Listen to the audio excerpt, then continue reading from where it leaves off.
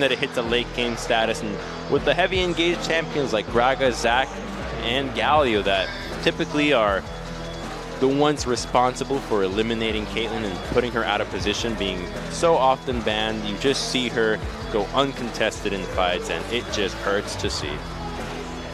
Insta-ban by Ever8. No more Caitlyn for Prey. Enough. Another Rumble ban here against Helper. And Fiora going to be banned out in the early stages by Ever8.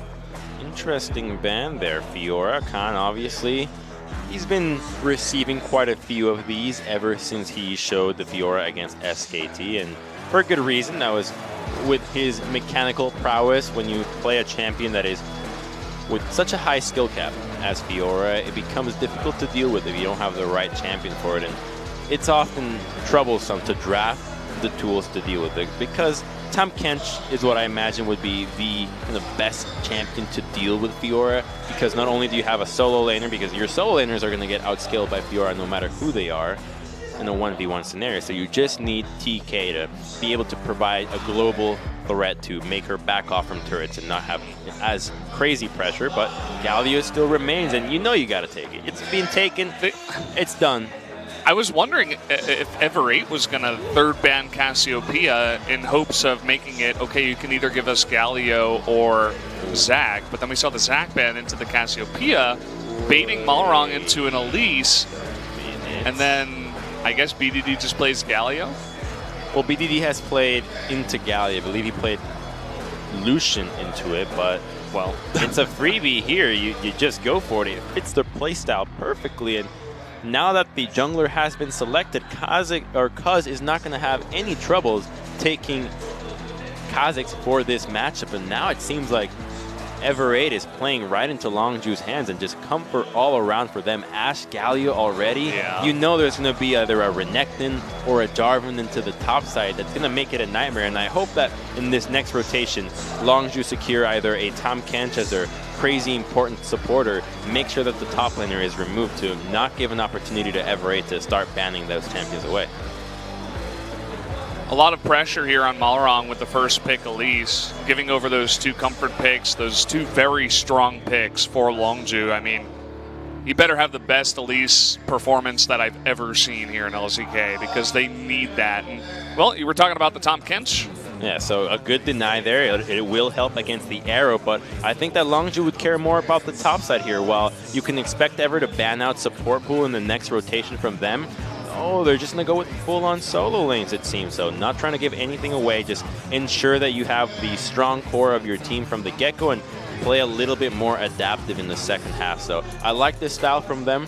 Both would have been effective, and the Lucian ban comes out, so I love this ban as well. It would have been your expected pick into the Galio, so making sure that the Galio does not meet Lucian in the mid lane, and it would have synergized with the composition when we have the utility that both Tahm Kench and Elise can provide with a double AD carry lineup. So smart bans from both these teams coming out, and Renekton, perfect sense, and hopefully a Jarvan and maybe even a Thresh. So it's up to them to decide what the priorities are going to be. The Thresh wouldn't make too much sense as Tahm Kench has an easy time in devouring anybody that gets hooked. So I would prefer to see the Jarvan ban coming out from them.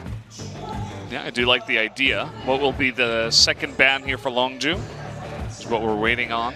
4 seconds. Yeah, you just go for more mid lane things. Make sure that your Galio is set up for success, and it likely would just be a Talia being taken away from Scepted into this Galio. Of course, there are tons of other picks that I'm sure teams have been testing out in the scrim rooms to make sure that they are prepared to let Galio go through, as we have seen it happen so often.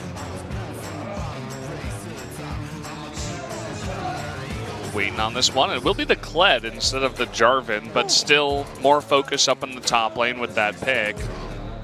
And Bard covered here for now. Interesting on the Kled ban, so they have to be aware that Longzhu is obviously eyeing out that Jarvan pick for themselves. It's been taken so often in the second rotation, but they are just going to save it. I think the 2 bans throw you off enough to wonder what the hell is Ever8 thinking here. Let's make sure that we see their hand before we commit to the top side already. So just playing it safe, and I love this back and forth that you can have in mind games in the draft. It's always so interesting to see. Yeah, I love the addition of the 4 extra bans, not just 6, 10 in total. And you were talking about Jarvan for Longzhu, but it looks like Ever8 wants to pick that up instead. It's just going to likely have to be Talia into the mid lane. Oh, Victor actually, so just going with more scaling for them. Bold move. You can respect it to an extent, but Longzhu still have tools in the top set. What are they thinking for top lane here? Rumble, all the physical guys out. Shen is available, but it really would not fit Khan's style to go with such a low damage champion in the top side. And Gragas, well, okay. I would have preferred a carry if they locked it in earlier, but this works as well.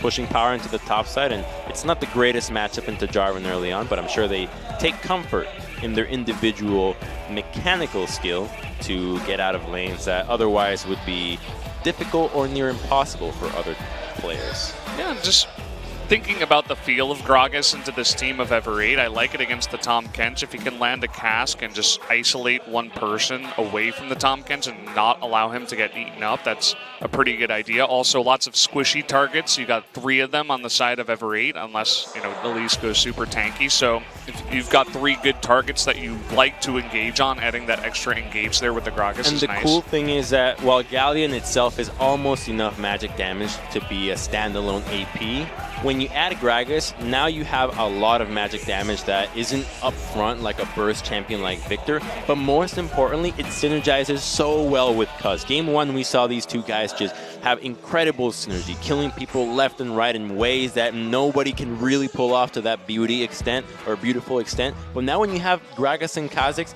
Gragas splits up the team, separates targets individually, and who benefits from individual targets more than Kha'Zix, who literally has a range indicator and indicator telling you who's isolated and who's about to go down. Yeah, so I really like that whole draft, the way it went down. I feel like both these teams have a decent team. I'm very curious to see exactly how Khan and Cuz are going to work this out on the red side. If they can get anything going early on. If they can do so, they will survive to level 6 and have BDD as their aerial support. Coming in from the skies is the Galio. Big boy Galio there. Superman Galio. No skin for him tonight. Just going plain old Galio. The rest of everybody else going with the fancy skins. Is that his birthday suit? Galio? Yeah. I don't really know. Could be. I don't know. I don't know the anatomy of gargoyles. Either way, guys, we're going to jump into game number 2, Longzhu versus Ever8.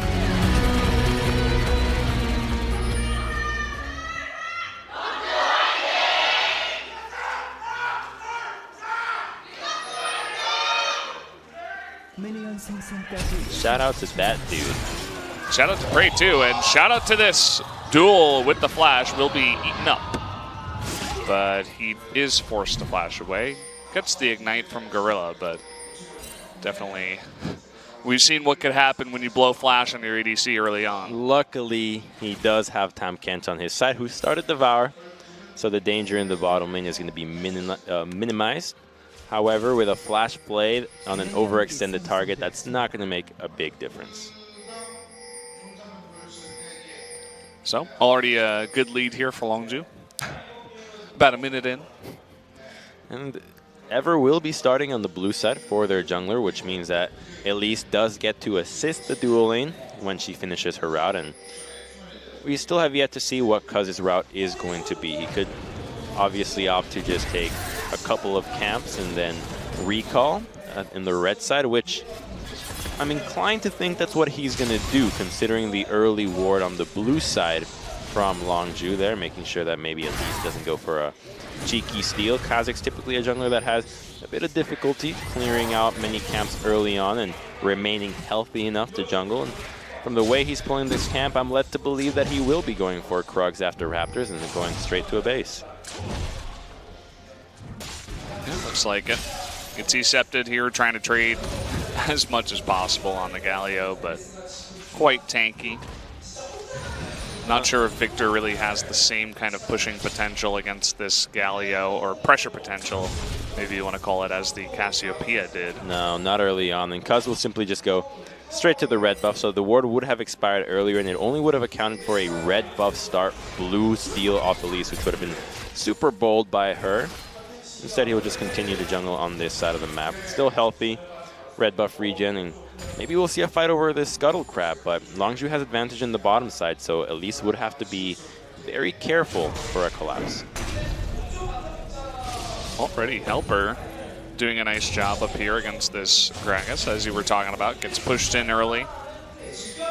Just chilling. Looks like Cuz is going to get onto the Scuttle Crab first, whereas Malrang is still doing Raptors. Look at the confidence with which he goes on that Scuttle Crab. You never see somebody leap in face first into a Raptor camp, but he knows that his team can help him out, that even if Elise is there, the collapse from them is going to be imminent, and he'll have full control of that situation. So playing to the knowledge that is on the map and doing so well means that he can finish the camp a little bit sooner. And 1 second on that Scuttle Crab, 1 second on another camp because you prep it well, buys you a little bit more time, and that time means that you might be able to make it to a gank faster than your counterpart, or the opportunity to get a gank without the chance of a counterplay. Look at the rotation up towards top here by Malrang, going up towards the doubles, but you do see two members. It looks like they've kind of scouted him out here. An immediate repel, and he's going on to Cuz, but Galio's right behind. He's going to try to get that flash taunt. There it is. First blood going over to the Elise, but this is going to be 2 kills going over to Longzhu. Nice rotation here by Longzhu. Disaster forever. Malrang going a little bit too crazy for that Scuttle Crab, and that's exactly what I was talking about. Those seconds, that time that allows Cuz to get to the top side of the map a little bit sooner means that Elise cannot finish that Scuttle Crab without being disturbed. He uses the blast cone to jump right in, as we're going to see right away. Surprise, there's an Elise who just used her repel, so chances of her escaping are none. At least they traded first blood, but everybody from Longzhu reacts instantly, and they're able to take another kill out of that.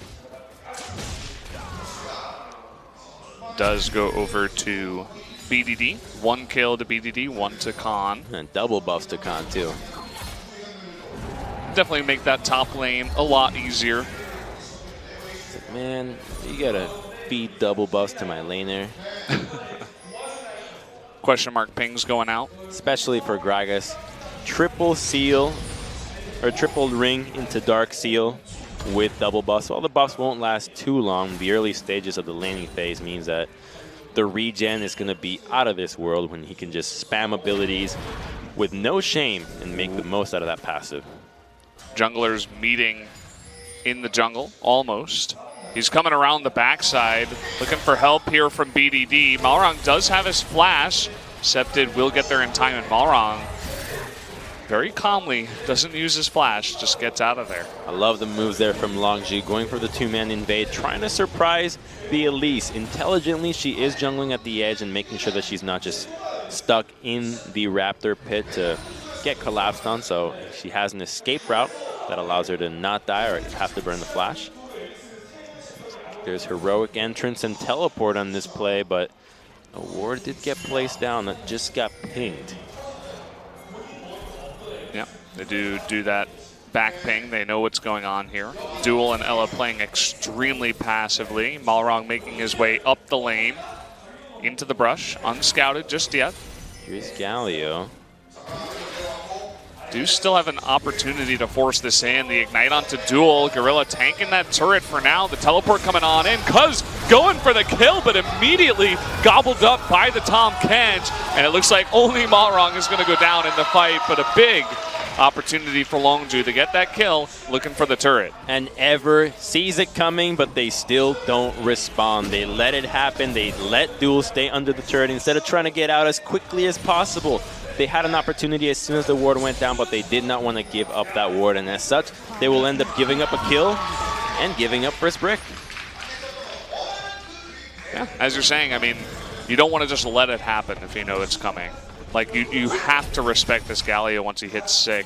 6, rather. You have to respect the dive potential. Their opportunity for getting out of this was much sooner. When Galio was still in the mid lane and the wave was still not a turret, just accept that you're going to lose the wave. Because anytime you look at this game back, you're going to be thinking, well, would I have rather missed the wave or died and missed the wave? The answer is always, I would have rather not died and still missed the wave. So the result, as much as Longzhu can get, and now they're in the driver's seat and have the tier 1 in their sights, and that's also going to be a herald for the time that it spawns. Yeah, they've got to be feeling pretty good about their position right now after that dive. Have to, you know, as you were saying, just back off, bait the TP out of Khan, give them the turret. Maybe they get a first blood turret, but you get your own in the top lane, perhaps. It's just so hard to do. It's, you know, you've been in that position a million times before where you know you have to back, but when you think about it, you're just willingly giving up something.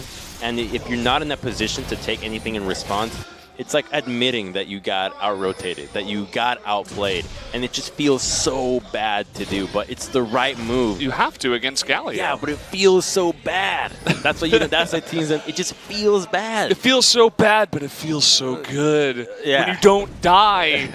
And you keep up with Longzhu, right? That's why these decisions happen every time. Yeah. Here's Kha'Zix surrounding the dual lane from Ever, who smartly answer the top side, but another ward gets planted behind them. Teleport from Galio isn't quite up yet, but Helpers is. Yeah. Oh no, the 2-man squad. And Heroic Entrance is getting close, but they're looking for the hook first. Man, I tell you, the challenger move, you just walk straight. You don't try to dodge, because these top-level supports, they'll always think that you're going to dodge. They always try to predict to go for the 200 IQ play, but if you just walk straight, you're outplaying them. It's when you're so deep into a field that it is impossible to return to the base level of it, so staying still, the most unlikely choice, ends up being the right one. Mm-hmm.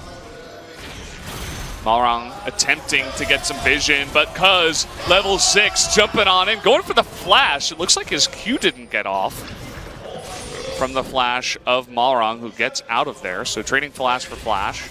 Good flash there from Malrang, and great use of the ultimate from Cuz to close the gap onto the Elise while she was in spider form, clearing a ward. Mm-hmm. The ward still remains, and they know that she has to base, so they're just going to get that Herald as soon as it spawns, and without any pressure in these lanes, this one should just be a matter of time. Okay, the hook lands now, will be gobbled up by Ella, but already at about half health here is Duel.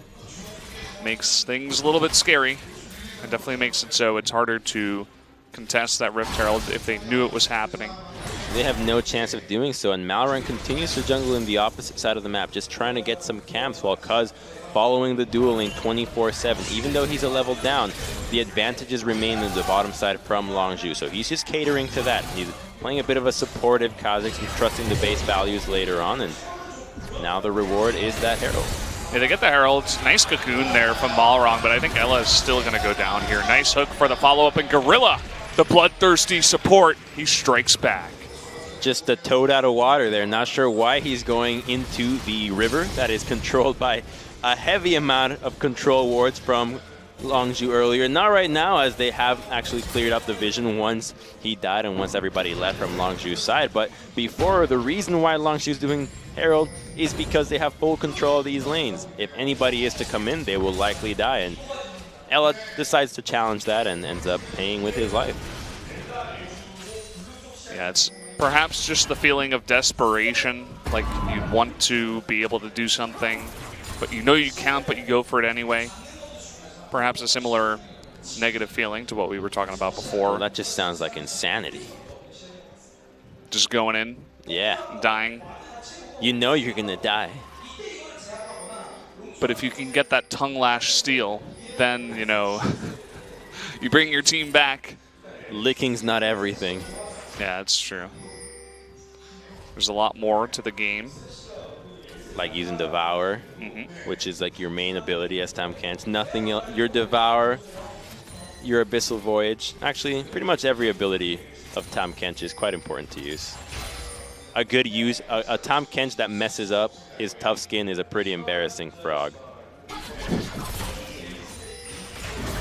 Well, Ella, we said he was a better replacement for Comeback after the failed comeback of Comeback. It's still too early. I still want to give him a chance. Mechanically, he seemed a little bit better. Nice cocoon here onto Cuz, but again, heroic entrance makes Cuz invulnerable, so he can just run away from this. But the collapse onto BDD, who does flash, trying to come in here with the taunt, but look at this helper all the way up in the front. Really nice taunt to make sure he cannot flag and drag.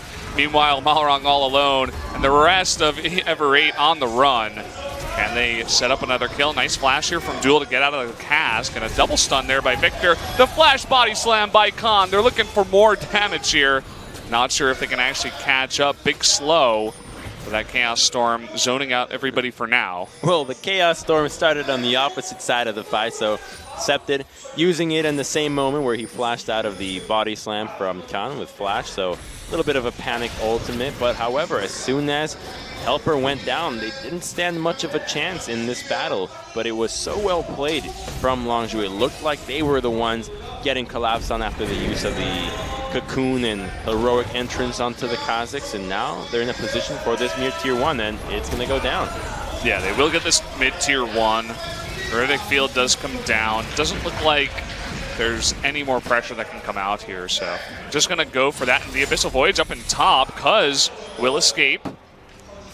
Okay, the Abyssal Void's just to help out in the defense of the top tier 1. Dual lanes going at it. Now there's still the Galio teleport, and there are wards in the backside of Ever here. As long as you have a play open if they choose to take it within the next couple of minutes. It's those little things that you have to consider every time you make a play in the jungle. What vision was left over, and how can it be used in the upcoming moments? Here it is. Heroic entrance gets popped right away, but the teleport is immediate from Helper, and the collapse is as well, but the taunt from BDD is going to keep Malrang from doing anything. They blow so much CC, and right when he tries to get out, the taunt is there as well. So arrow, hook, play, taunt, you're not tanky to survive that, not at this stage. Yeah, not yet. And nice engage follow-up from Khan, the double stun on the body slam. And as you were saying, just the Chaos Storm. I think he pressed F and R at the same time. That's what that looks like. You know what a good way to troll somebody is actually? You're in a video game. You know how you get told, press Alt F4? Yeah. Well, you can also press Control W, and that will do the exact same thing. That only works for browsers, Crumbs. Yeah. That's for like when you're playing RuneScape on browsers. Oh, that's true. Yeah. Good tip. It's still fun. You guys can use that in the Twitch chat. That's definitely a favorite that I've seen every once in a while. Control W for this emote. For fancy WTF. That does make a fancy WTF. I love using fancy WTF in my chat. In the meantime, Longzhu did secure that Mountain Dragon, but Malrang is a little too quick. So many mobility items on Elise between her ultimate, tier 2 boots, and Halo Wisp. She's faster than most other junglers. Yeah, now Ever8 just sitting back trying to farm up. Baron isn't for about 4 minutes. They're looking for picks. Nice arrow there from Prey. That's going to be a kill onto Septed. And good follow-up by Cuz, coming in there, believing in his 80 carry. What? Making it work. Look at the timing on the cleanse. Like 10 seconds before it came back up with just incredible precision there. Ends up actually finding Septed after he procced Siphon Power, so he's moving faster. Wow, that is such a precision.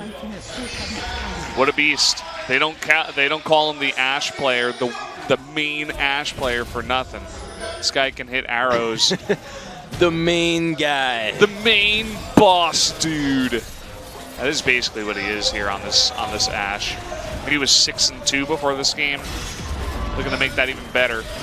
Hooks coming down. They want double tier 2s. Helper's going in. A nice combo onto all 4 members, but again, he's not tanky enough. Heroic entrance, and oh, the follow-up hook here on the Duel. Do they have the damage to take him out? That volley, just barely not enough. They do take out the Frog, though. Lots of low members. Looks like Malrang is going to trade back 1 kill, go for the repel. Double kill and a flash away, so Malrong beginning to style a little bit with his mechanics, but just trading back a little bit. A fencing-like battle in the bottom side, and it all happened without Victor being there, so they engaged a little bit too soon. You saw that they were able to clean up 2 members of Longzhu once Septid made it into the mix. The turret could have gone a little bit lower before the engage happened, but Ever played it decently, kiting out back and forth, trying to keep Longzhu interested and trying to go for the dive. They commit, and at least they trade some kills and save the tower, so at least Ever is showing some semblance of a fight. Basically just making do with what they can. Nice engage here from Helper onto basically everyone, but again, he's not that tanky yet. It's those milliseconds. A second earlier, if Victor was here and would have been able to combo as soon as Duel gets knocked up, chances are he wouldn't have taken that much damage, as the threat of Victor would have been imminent. And it's those little things that end up making the difference in living or dying. Good play by Malrong to salvage the situation to some extent. Double kill, but Longzhu's still ahead, about 5,000 gold. We're still very early on in this game. Longzhu really just trying to accelerate it out of control. They were looking for double mid-tier or double tier 2 turrets. And they almost got it. While the gold isn't quite there in their favor as a crazy lead, only 5,000 gold, it's them that have been starting every fight. Every fight comes at their decision, so they get to pick what fights are being taken. If they overcommit or they don't, that's up to them really, but it puts Ever in a defensive situation, and you never want to be reacting to your opponent quite this much, and that's a sign of a good team. If you can force the enemy team to dance to your beat, you will always find more success. I was eyeing this engage. I was actually watching Prey on the right side. He still has his arrow up here. If a hook could have landed, we could have seen a follow-up potentially with that ability. At this point, I think we can just expect him to land the craziest arrow. There's no arrow that doesn't seem possible for this man. It's like that blonde girl or redhead girl from that Disney movie. What? That is so vague. Who's the redhead? The Archer girl, you know, where they're showing off their CGI on hair. Yeah. I don't think I ever saw that one. Oh, me neither. That's why I didn't know the name of it. But I think if you've seen it, you know what I'm talking about. The most vague reference ever made on an LCK broadcast. Not that vague. Oh, man, Malrong. He's going to get taunted over the wall. Thankfully, Ella is in position to gobble him up. That could be enough damage for them to decide to start a Baron. Oh, no way. No way. No. Malrong, he sees it coming. That was still close. Yeah, close call, but now they don't have arrow to turn, so they'll have to think of a creative way. Well, this is one way to do it. Poor Duel, man. He is going up against the world. Septid and everyone caught in the Cataclysm.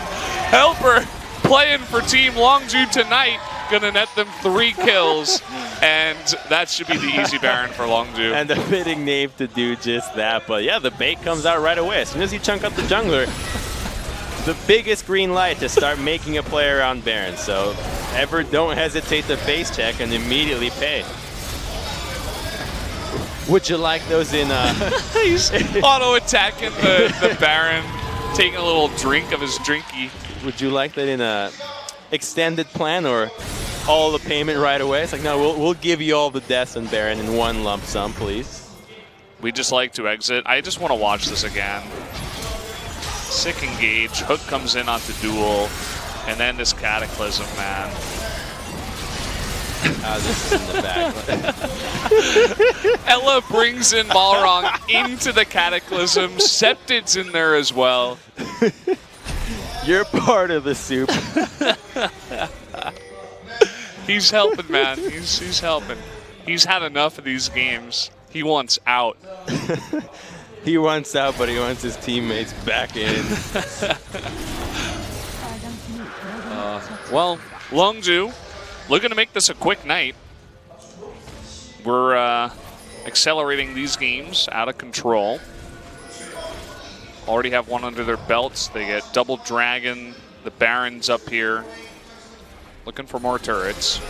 And now they have a 1-3-1. You've got Galio that can assist top and bottom. You've got the TP on Khan. don't have any wards over the wall just yet. They just placed one down, but it is disabled by the control ward. So they'll just patiently wait for the minion waves to start knocking on some turrets before they fully commit to a crazy dive. Prey very confidently, just almost begging for it. He's like, yeah, I dare you to engage on me. See what happens. I mean, with the way he's positioned, have you seen? Maybe in that it's situation. It's a 10,000 gold lead in 23 minutes. It's pretty over for Ever at this point. Whatever can they do? Red buff Ashe attacks the turret once. Just executing 1-1-3, looks like. Galio always nearby, can easily push in the mid lane. You got a long-lasting Baron as it was just so freshly taken, so they still have plenty of time. A couple more waves in should do the trick. Yeah, Victor doing his best. I mean, this is what Victor is supposed to do, but when you're down over 10,000 gold, as we said before, not much that you can do. Gragas does use his TP to the top. He's just going to try to get some cheeky damage onto mid. Yeah, that he can. It looks like bot inhibitor about to go down. Helper trying to make up for that last play, and the arrow will go through the goalpost this time around. It's a nice dodge by Ever8. The worst apology ever. Let me jump in and do nothing. It would have actually been better to do nothing and clear the way than to get himself chunked, because now Longzhu get the confidence to just walk right on up and take another inhibitor, and that's going to be mid lane inhib going down as well as bottom. All they have to do is just recall, go straight to the top side, wait for the waves, and it should all be over. I love the maxing out of the efficiency of Khan too, where he's like, yeah, I know we pushed in your inhibitor in bot lane, but I'm just going to push one extra wave, force Duel to come down here. I still have the Baron recall, so I can get on the map faster. And looks like everybody's going to try to go for top lane. You don't want to give him any chance to mess with the waves and stall out the game a little bit longer. You want to make sure that your waves are going crazy as soon as possible, and that will constrict Ever deeper into their own base. And the closer they are in their base, the less likely they're going to be able to defend against the double inhibitor, as the minions will be too many to handle coming in from two sides. Cuz has got to be feeling pretty good about his Kha'Zix play. He's been really on point. I think he's sitting at 6-1 right now after this play. Of course, taking 2 wins against Ever, one of the bottom tier teams, is not the hardest thing to do, but stacking those stats. Oh, he's going on to Prey here, who just flashes out and has Galio on the back foot, follows up with the hook. Helper, you're not helping anything this game, man. Big cask onto Duel. Looks like the Chain of Corruption actually keeps Cuz out of it. Septed trying desperately. Just give me 1 kill, please. I just want 1. It's not going to happen. No gifts for them. Just the gift of salvation by defeat. The gift of the early ride home. Oh, he gets hooked.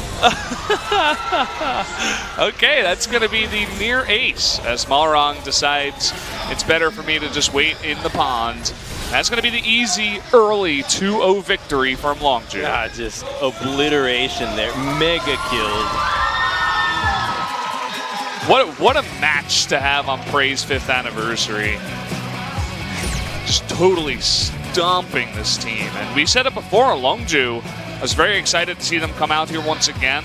They are one of the 2 teams, them and Afrika, that can really challenge the top 3 teams of the ladder, and making it known that they're not going to act like Samsung and actually give Ever8 a chance. They crush these guys. And that's what's exciting about them, that now we have a top of the table that all of them are looking towards Worlds, but only 3 can go.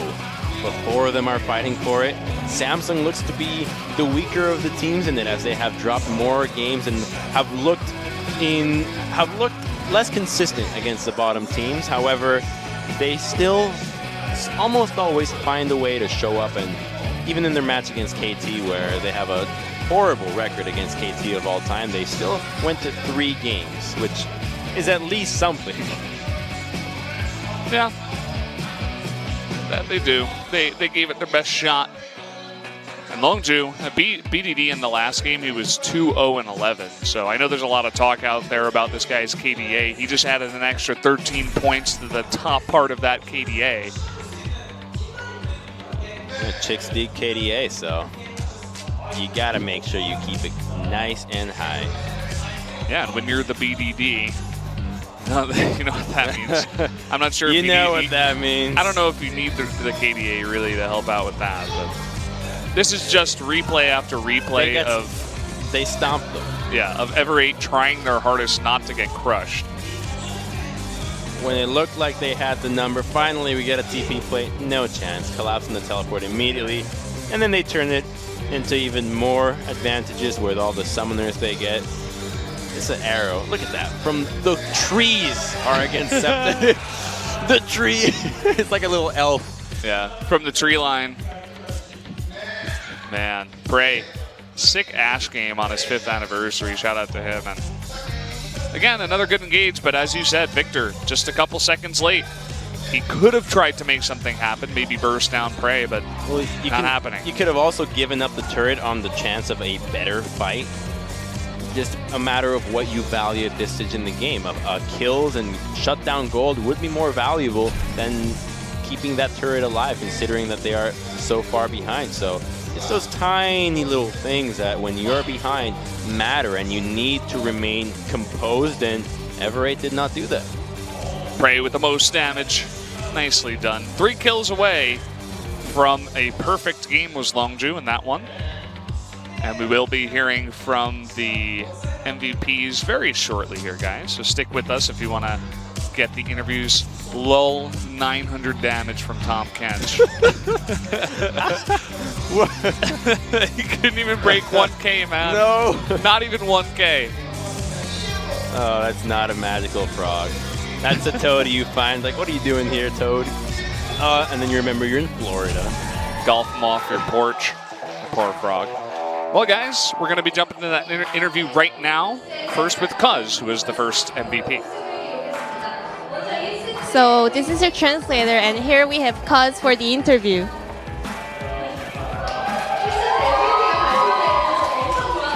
It seems like you were really happy to be MVP after the game 1. Did you know that you're going to be the MVP? I feel really grateful and thankful. So you played Kha'Zix, which is really hard to play with. Is there any tips?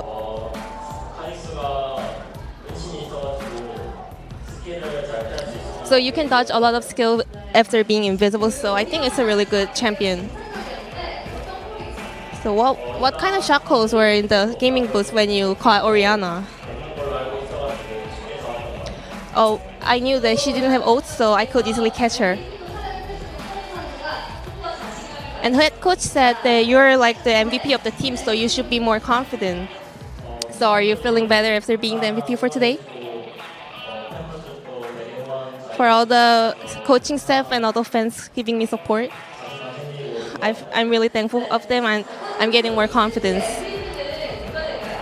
Who do you think the MVP of the set 2 should be? I think Galio will perform really well, so I think BDD will be the MVP. Well, let's find out who the MVP is, guys. Who do you think it will be? Oh, look at that. It's BDD. Good call again from the first MVP. I wonder how they keep predicting Nice job, that. Brandon. I wonder how they keep getting that right. So crazy. That was Ella trying his hardest to steal with the tongue lash. But, I mean, I said it at the beginning, you know. Elise would have to pop off. Didn't really. Let's hear from BDD too. So how do you feel about today's victory? Well, I think we made some mistake in the game 1, but we're happy that we won the whole game. Because you got the MVP right. What made you think that it will be him?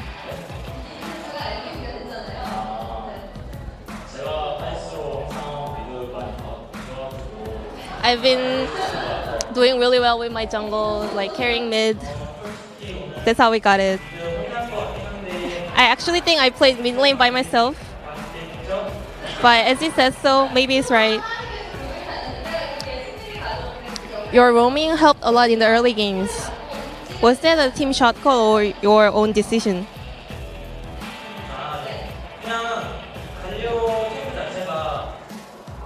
Well, Galio doesn't really get a lot of damage in the mid lane, so I can easily roam, so that helped me a lot.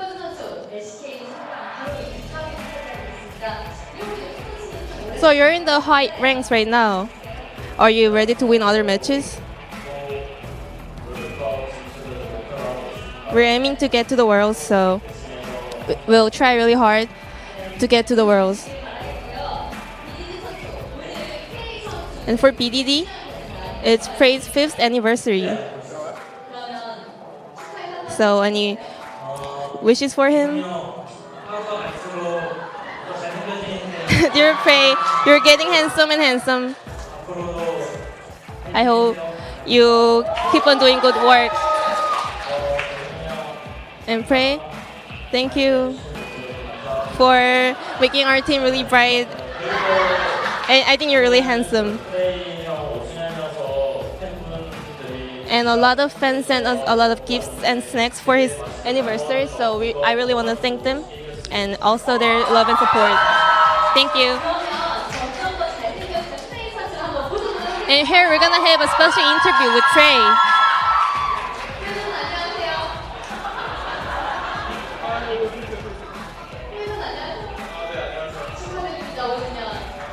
Congratulations on your 5th anniversary.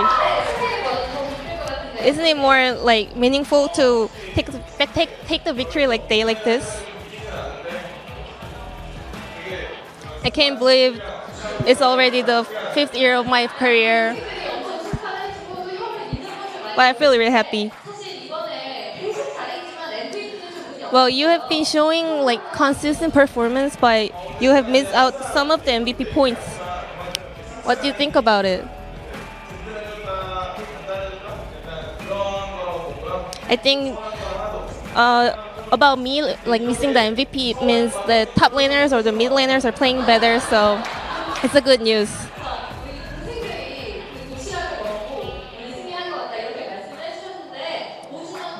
And your fans celebrated your 5th anniversary, and the players are really thankful for it. So, any message for your fans? Well, I didn't get much of a wishes or messages from my fans till my 2nd year of the career. But as long as there isn't many players who played as long as me, like 5 years, I think they're more memorizing my moments. So I really want to thank them. And this was the end of the interview. Thank you. Thank you as well, Ji-sun, for the translation.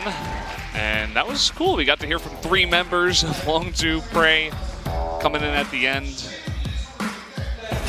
Beautiful compliments there. Seems like these teams are reaching a level of camaraderie where they all think not only are they great players, fantastic cuddlers, but also more handsome than anyone else. And I gotta say, when I look at this lunchbox, it actually does have Prey with a lip bite. So. Yeah, he's biting his lip.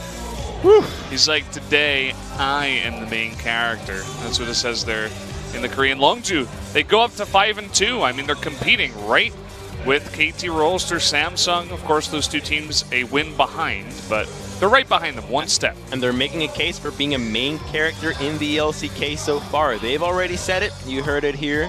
They want to shoot for Worlds. They've got a long road ahead of them, but with the skill they've been showing so far, it seems quite attainable. Yeah, I mean, it's out there for anyone, basically, that's up at the top. And those 4. I wouldn't bank on anybody else out of those top 4. Maybe Afrika, if they can get their act together.